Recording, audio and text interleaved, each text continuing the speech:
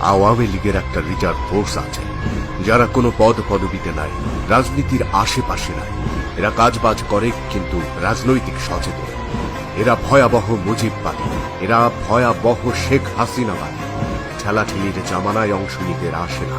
এরা দুর্ধর্ষ শেখ হাসিনার সৈনিক, মুক্তিযুদ্ধের দ্রোহের আগুনে পোড় খাওয়া, খেটে খাওয়া মানুষ।